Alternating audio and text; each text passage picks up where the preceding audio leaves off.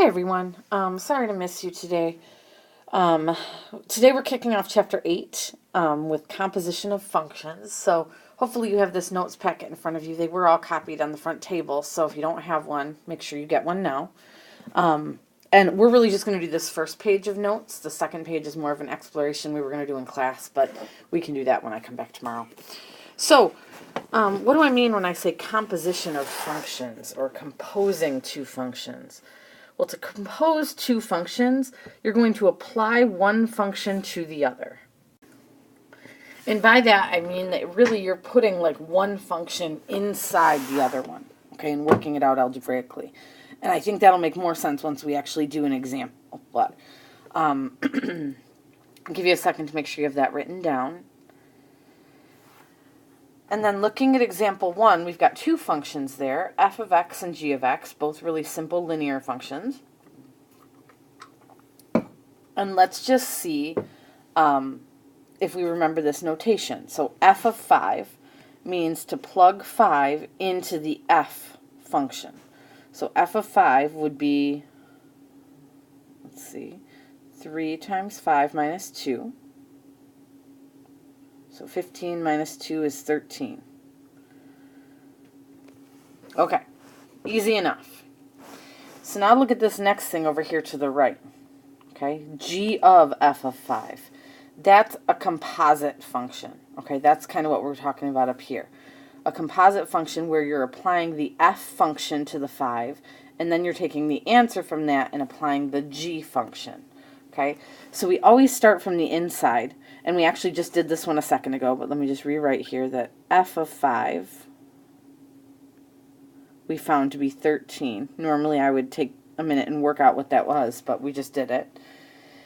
And then, so now it's almost like I'm replacing this thing with a 13. And notice now my function notation says g of 13. So I'm going to take the answer I just came up with and plug it into the g function. Okay, so I'm going to go g of 13 would give me, let's see, x minus 4. So I'm going to go 13 minus 4, and I get 9. And that right there is my final answer. Okay? All right. So if you don't get bogged down by the notation, this shouldn't be too bad for you. The next one, you'll see a little bit different notation. That little circle in between, that's just for people who are sick of writing all these parentheses like we had up here. This is still f of g of negative 3. Okay? So you still start from the inside. You're still going to start with g of negative 3. Okay? So for us, g of negative 3 would be negative 3 minus 4, which is negative 7. And then we're going to do f of that negative 7. Okay? So f of negative 7 would be 3 times negative 7 minus 2. That's negative 21 minus 2, which is negative 23. Okay, why don't you get a head start on the next one, this g of f of 0, and we'll see if our answers match up. I'll give you a second.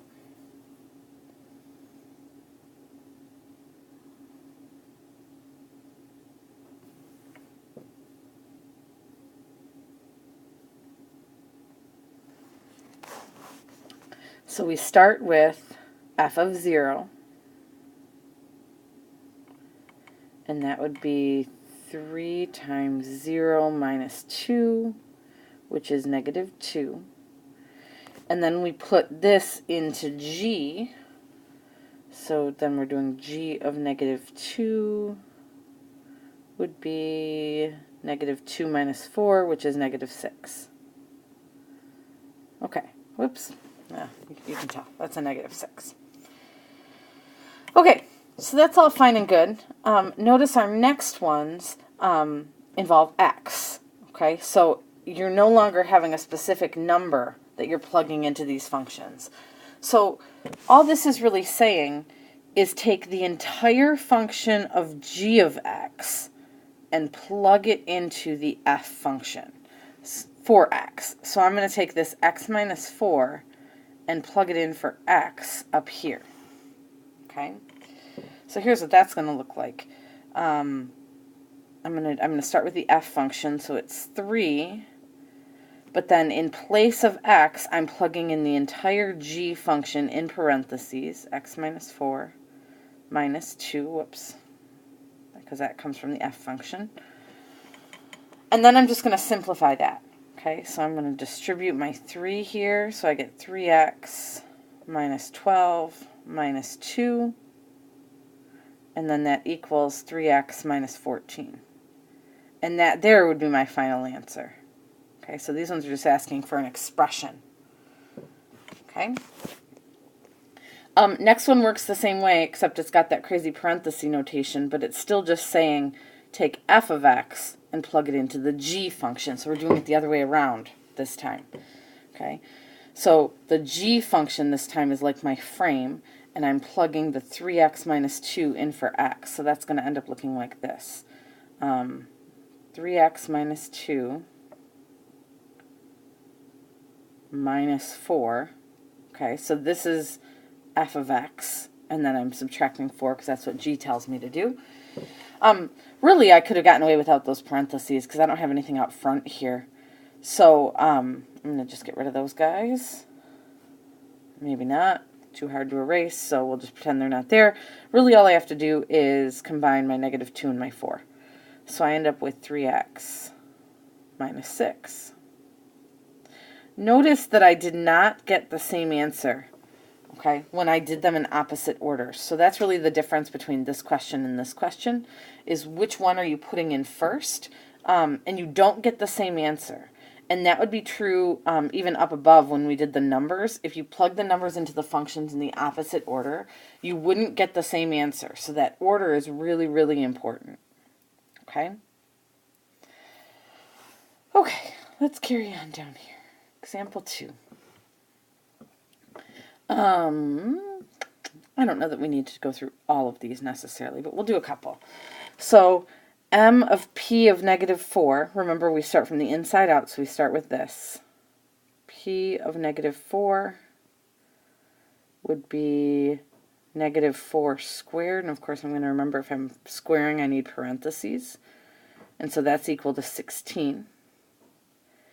And then I'm applying the m function to that 16. So I'm doing m of 16, and I end up with 16 plus 5, which is 21.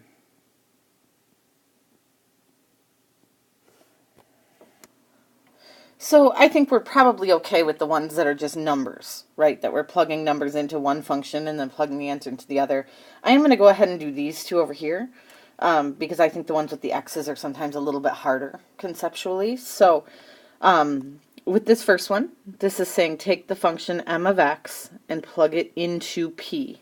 So I'm taking the m of x function and plugging it into p right here. Okay? And so what that's going to look like is instead of x squared, I'm going to put in x plus 5 and have that be squared.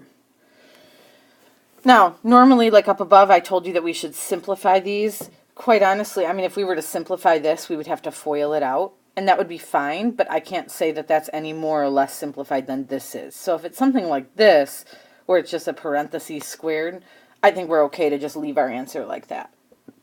If you did FOIL it out, as long as you FOILed it and didn't just try to, like, square the x and square the 5, as long as you did it correctly, it would be okay with me too. Okay, try the next one.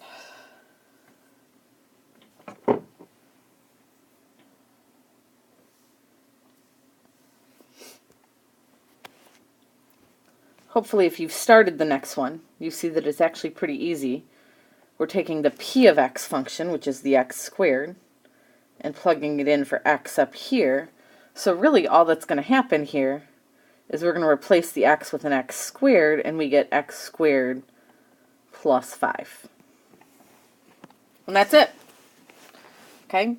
So that's really the bulk of this lesson is plugging one function into another, applying one function to another.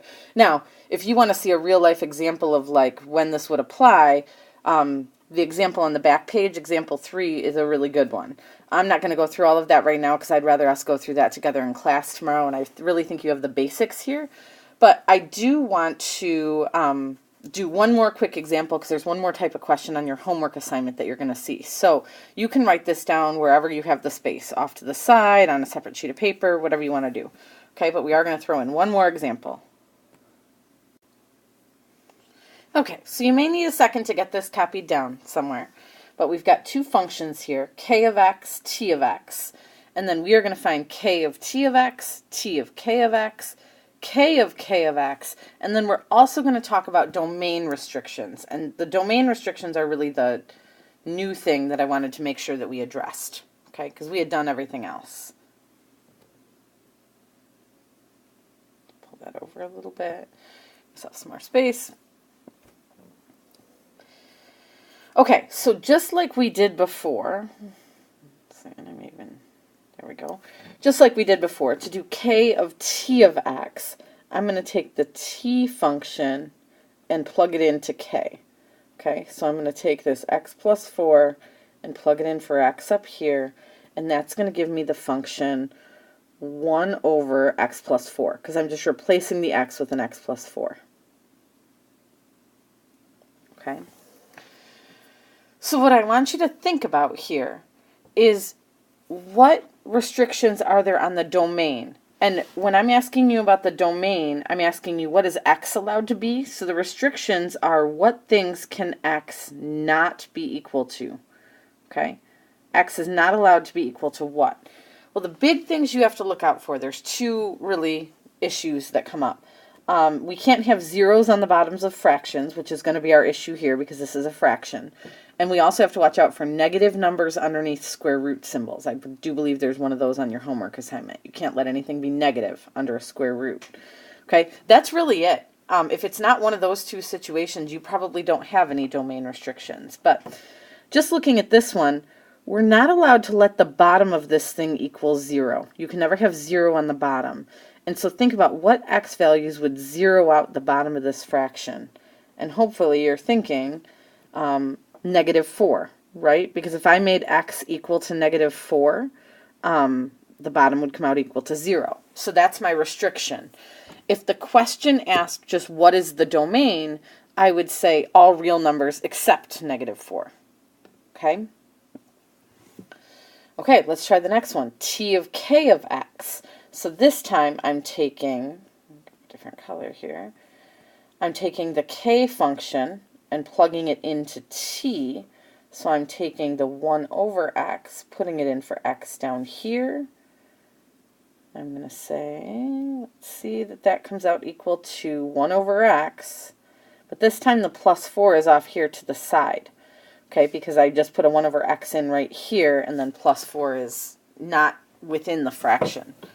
So this time, thinking about my domain restriction, I really just have an x down here on the bottom of this fraction. And so if I have an x on the bottom of the fraction, I can't let x be 0, right? Because that's the only thing down in the bottom. So here, x cannot equal 0. Okay? Now last one, k of x. I know that seems weird, okay? But this is saying take the k function and plug it into itself, okay? And you're going to see some of those on your homework too. So I am taking 1 over x and plugging it in for x in 1 over x. That sounds really weird to say, but it's going to look like this. 1 over, and then I'm replacing the x with a 1 over x. Okay, and then we can simplify that. When you do 1 over something, you're really just taking the reciprocal. So 1 over this fraction is just going to take this fraction and flip it over, and it's actually just going to come out to equal x. Okay, simple as that. It basically undid itself. There's something really unique about this function here that we're going to talk more about tomorrow. But yeah, that simplifies down to just x. So with domain restrictions here, you'd be tempted to say there aren't any because there's really not any problem with x, right? We can let x be anything we want. But if you think about where this came from, this function that I started with, my original function, I couldn't let x be 0, right?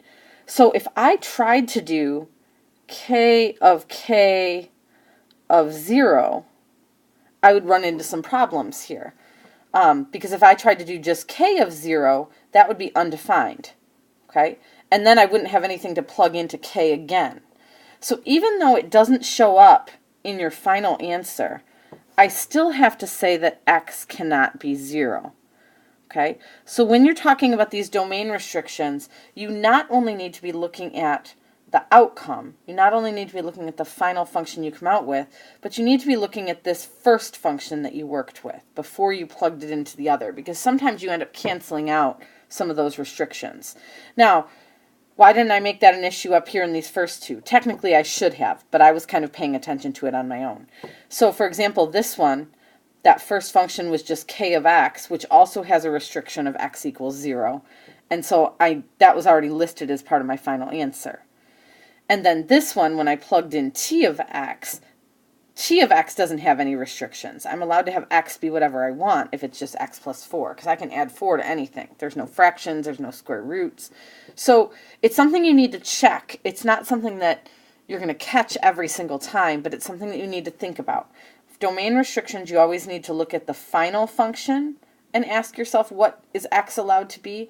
And then you also need to look at that interior function, the one that you're plugging into the other. Okay? Okay, that's really it for today. You do have a homework assignment. I believe it's a lesson master from your homework packet. Those are also up on the front table. And then we'll make sure to go over this tomorrow.